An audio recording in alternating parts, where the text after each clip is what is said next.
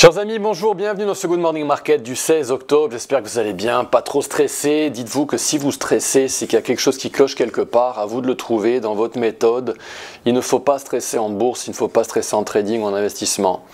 Alors, chers amis, il y a du suspense quand même sur ce marché. On a le VIX qui a envie de monter. Le dollar qui pour l'instant tient bon, il refuse de trop monter. Il est dans un triangle descendant a priori, mais attention, s'il venait à casser à la hausse, ça pourrait être sanglant sur les marchés. Pour l'instant, tout va bien.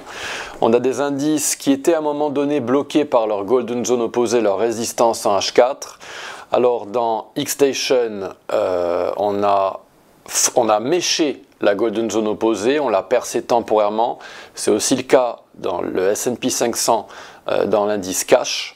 Par contre, dans les contrats futurs, on a vraiment très nettement cassé les résistances parce qu'on avait eu cette fameuse grande mèche à la baisse. Bitcoin et l'Ethereum suivent le train des indices, suivent les actions, ce sont des actifs risqués, ce ne sont pas des actifs refuges et ils sont donc un petit peu fragilisés. On va en parler aujourd'hui. Le gold a validé notre dernier trade, ça fait plusieurs trades qui sont validés, bravo à tous ceux qui ont participé.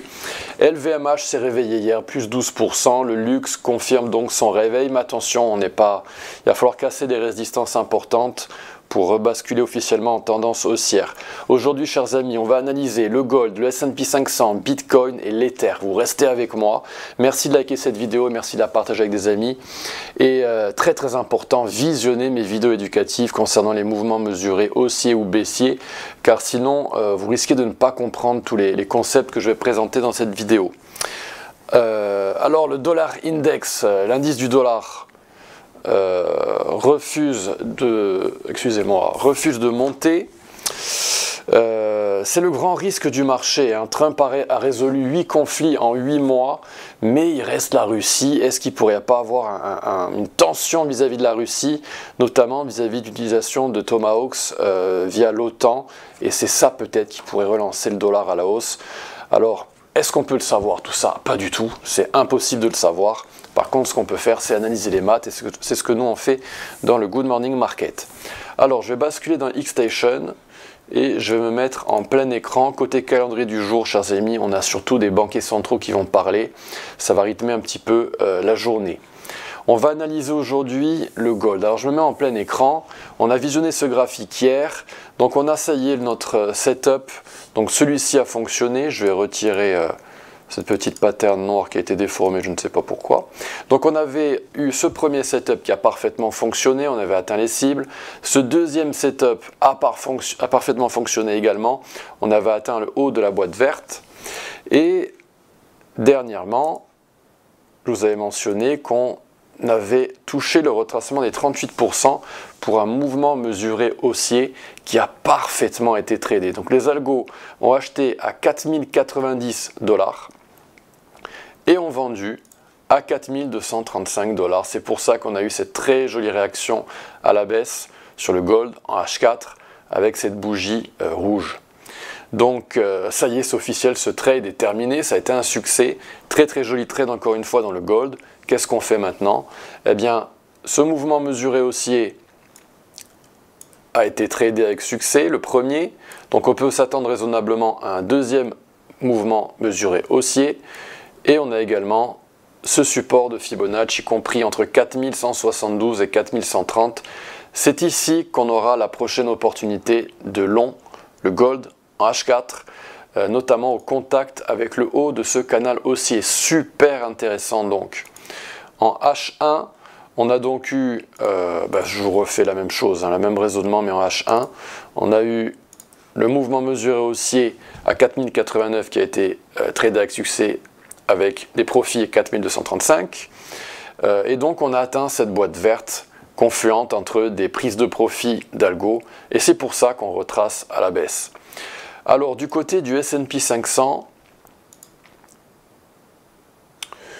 on avait donc ce fameux biseau haussier qui a cassé à la baisse avec notamment le prétexte du post de Trump sur Truth Social concernant la Chine. On a rebondi dans les contrats futurs, on a cassé la résistance opposée. Dans Xstation et dans le Cash Index, on l'a cassé aussi. Hein. Je reviens sur ce que j'ai dit en intro, on a cassé cette Golden Zone opposée. Et on est redescendu, et on est reparti à la hausse, et on est en train de se réattaquer à cette Golden Zone opposée. Donc pour l'instant, voilà, ça s'oriente pas trop mal. Je vais zoomer et me mettre en H1 pour voir, pour vous montrer ce qui se passe en H1, et c'est super intéressant. Donc, je vais retirer ma résistance pour qu'on y voit plus clair. Alors, dans le Cash Index, dans l'US 500 sur Xstation, on est venu faire un double creux. On a rebondi à la hausse, on a percé la résistance opposée. Dans les contrats futurs, on est en train de faire une série traditionnelle de Fibonacci en H1. Mais dans Xstation, on est en train de trader un mouvement mesuré haussier numéro 1. On est descendu violemment hier en début de soirée, heure parisienne. On est venu à 6659 au retracement de 61,8%. Donc au support clé majeur de ce mouvement mesuré haussier. Et on est reparti à la hausse. Et on est en train de regrimper dans le S&P 500 pour cibler 6807 points.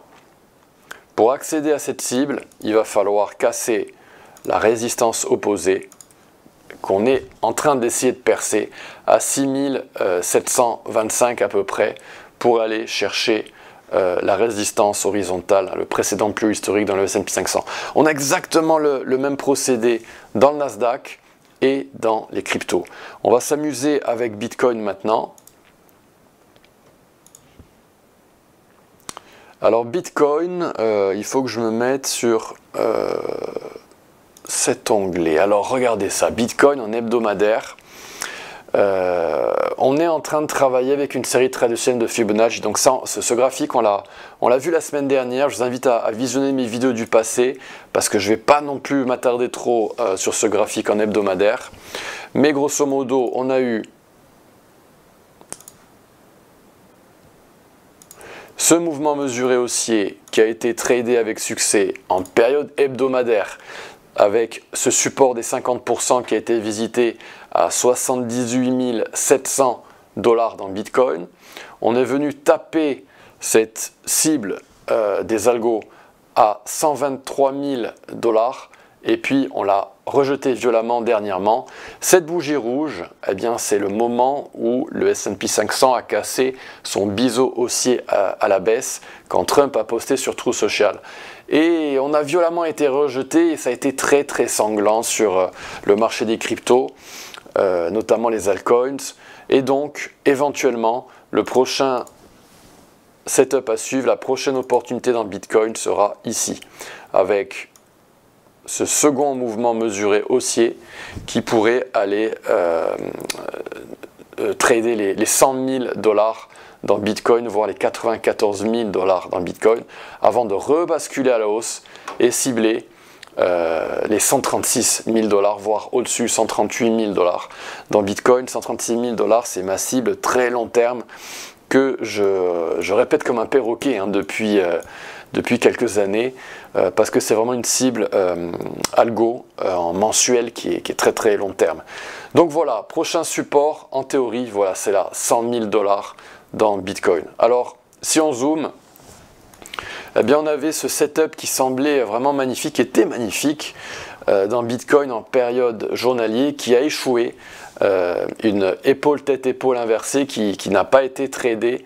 On a vraiment décroché, c'est pour ça que je vous disais en intro que Bitcoin est vraiment un actif risqué, Ether aussi évidemment, car tout s'est écroulé en fait quand le biseau haussier dans le S&P 500 a cassé à la baisse. Donc on n'est pas descendu lentement comme escompté, on est venu très très fortement, on a même gapé à la baisse lundi. Et donc c'est fragile dans les cryptos, invalider une épaule-tête-épaule inversée, c'est baissier par la suite. Et vous voyez qu'on n'est pas trop loin de support de Fibonacci long terme en dessous. En H4, voilà ce qu'on a. Alors si vous êtes un amoureux des vagues d'Elliott, vous voyez immédiatement la pattern qui est en cours. 1, 2, 3, on tergiverse peut-être pour un triangle en vague 4 avant de nouveau plus bas en vague 5. La résistance à casser dans Bitcoin pour être haussier, pour reprendre officiellement la tendance haussière. eh bien c'est cette cible à 120 000 $. Actuellement, on est en train de trader un mouvement mesuré baissier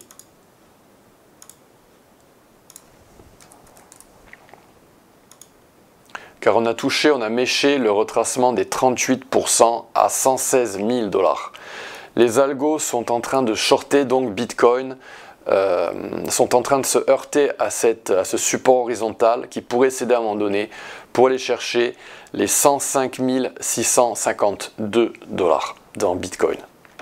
Concernant l'Ether, alors on s'était quitté avec ce graphique magnifique hein, dans l'Ether et cette structure impulsive très très propre, 1, 2, 3, 4 et 5. Alors on était très très bien parti dans l'Ethereum avec cette jolie montée ici dans l'Ether qui avait été provoquée par le retracement des 38% typiques du bas d'une vague 4 à 3865 $. On a rebondi, tout semblait parfait et c'est là où je vous dis souvent que les planètes doivent être alignées. L'Ether avait besoin de la coopération des indices américains pour aller chercher sa cible à 5621 $. On s'est ratatiné, on est descendu, on a fait un plus bas, on est allé chercher ce support de Fibonacci ici avec cette Golden Zone à 3668. On a réagi à la hausse et maintenant il ne faudra pas tergiverser dans l'Ether. Là on est en train d'atteindre des supports de Fibonacci en H4 pour une mini vague 2 au sein d'une structure impulsive qui dans notre scénario haussier doit nous amener à la clôture de cette vague 5. Donc on doit faire 1, 2, 3, 4, 5 et aller à nos cibles algo en journalier. Si jamais on fait un plus bas, ça se sentira vraiment très mauvais dans l'Ether. Et vous voyez que cette vague 4 commence à être un petit peu disproportionnée par rapport à la vague 2. Je vais vous mettre ça en mode barre. Un instant, où est-ce qu'il est mon...